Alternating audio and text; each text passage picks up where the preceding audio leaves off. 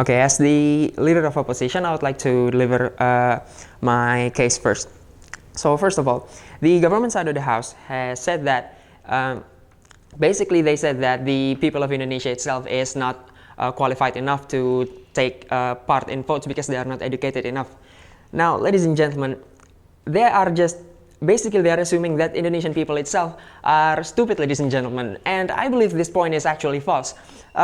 We have already mandatory education since elementary and then until higher education to learn about this political system, ladies and gentlemen. So I believe that it is actually, Indonesian people are actually well educated in this regard. And the second thing is by the Prime Minister point, in which that the people that are knowledgeable on this regard does not share their knowledge to average people in Indonesia, ladies and gentlemen. Now, this is truly false, ladies and gentlemen. As we know that every time there is an election, when an election is coming, there's always a TV program, ladies and gentlemen. For example, like public debate that are broadcasted in national TVs, and maybe there are other things. For example, like interviews on these candidates themselves, ladies and gentlemen. So actually, I believe that this point is false because it is already the status quo is already giving the chances to Indonesian people to learn more about these regard themselves, ladies and gentlemen. To my points of rebuttals, First is on the point in which the government side of the House said in the mechanism, ladies and gentlemen, they put the trust to the citizens to study by themselves, ladies and gentlemen. Now, this does not address the problems that we currently actually have, ladies and gentlemen, which is, for example, like. I will take as an example maybe golput. We are basically which is the real problem, because we are basically putting trust on people's shoulder to vote, and they're not doing it. And I will explain it later in my arguments on why it is the main problem that we have to resolve instead of whether they are voting for the right person or not. And basically, the government themselves doesn't trust people enough for them to vote, ladies and gentlemen. So I don't see why the governments are putting trust on their shoulders, ladies and gentlemen. Next rebuttal is on the point in which that these kinds of mechanism proposed by the government are going to be managed by neutral parties. Now, ladies and gentlemen, also this does not address the current problems that we have, which is corruption, ladies and gentlemen. These kinds of neutral parties can be easily manipulated by the government. For example, if they are providing materials that are considered against the current government, for example, they could just easily being boycotted. They are being banned, ladies and gentlemen. For example, like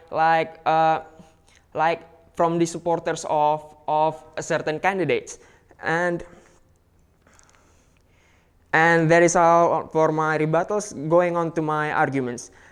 Like I've said earlier, we have more crucial problems to address first, ladies and gentlemen. Instead of debating on why people should be educated to vote for the right person, why don't we just emphasis on why people should vote in the first place, ladies and gentlemen? Like as we know, like I've explained earlier in my speech, there is a real problem, which is golput, ladies and gentlemen. People are dismissing vote in the first place themselves, and I believe it is actually a better problem to solve first, instead of why we should debate them whether they are knowledgeable enough to vote for the right person, etc., etc. We should just instead focus on forcing people to vote in the first place, ladies and gentlemen, by not dismissing these vote.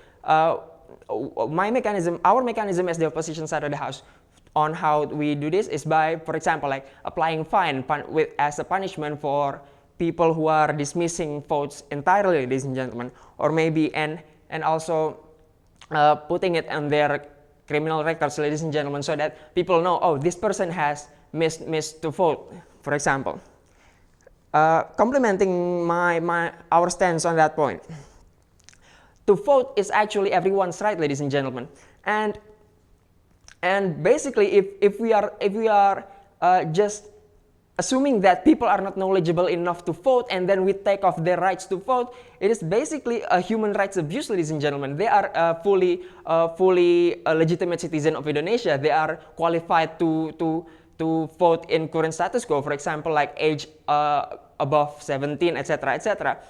If we are basically assuming that they are not qualified to vote because they failed the test, it is basically taking off someone's right, ladies and gentlemen, as a citizen. And I believe that it is a morally wrong thing to do, because there will always be certain factors that made them fail the test, right? For example, maybe they are busy with their job, doing what they're supposed to do in real life, for example, like studying for students, or maybe working for people that has jobs, etc., etc.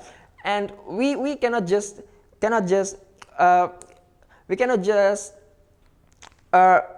taking off people's right because of that kind of things that are minuscule, ladies and gentlemen. And it is unfeasible to apply the mechanism by the government. For example, like I've said earlier, we are putting trust for these people to learn.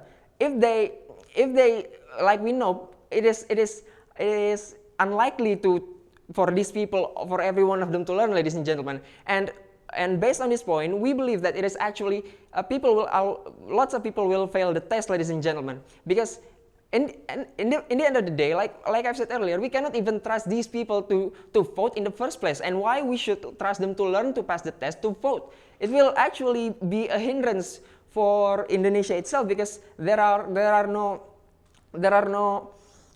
and at the end of the day, there will be no vote at all, ladies and gentlemen. And the next thing is these kinds of tests has a potential to hinder other point of view because of its standardized nature, ladies and gentlemen. And I believe that is all from me. Thank you.